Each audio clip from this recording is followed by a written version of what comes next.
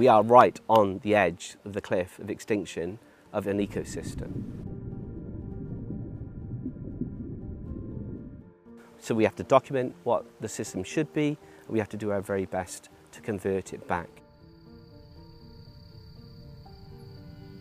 Now, unfortunately, our research and many others have noticed that there are many thousands of hectares and kilometres squared of reef around the world which has reached that point.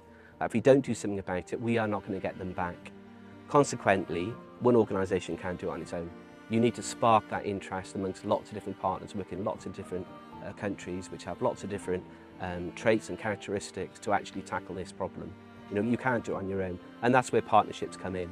And also partners in different countries have different experiences and different contacts. They're better able to exist and deal with a problem within their own backyard. So rubble stabilisation technique, so it's a little bit different to other ones that you see. So it's a little bit, probably a little bit more than just what you call coral gardening. So it's a bit more hands-on.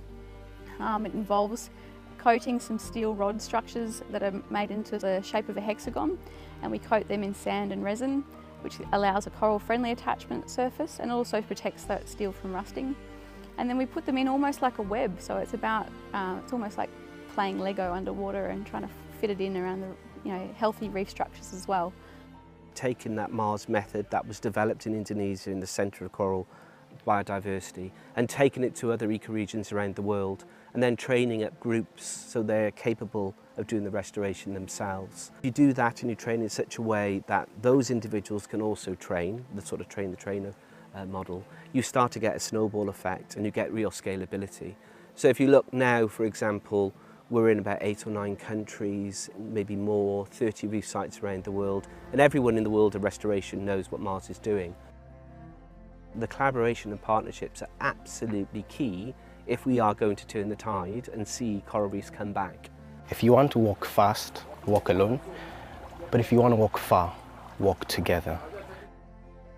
In order to put together a successful project or restoration project, I needed to find a really good marine biologist or a good organisation with a really good marine understanding. And we ended up being put in touch with Mars. They put in a huge amount of time to basically ensure that we got our underwater part of the coral restoration right. We had no access to kind of scientists before, we weren't established. So to have that partnership has opened so many doors. This particular part of Kenya may buffer the reefs around here from sort of near future climate change. So, that's really important. There's no point just restoring reefs so in the next 10 years they all died because of climate change. This area might be protected. How quickly the corals grow on these structures and integration back into a natural reef, it's phenomenal. We can't afford to easily give up. That's where hope is key. To keep on going, you've got to have hope.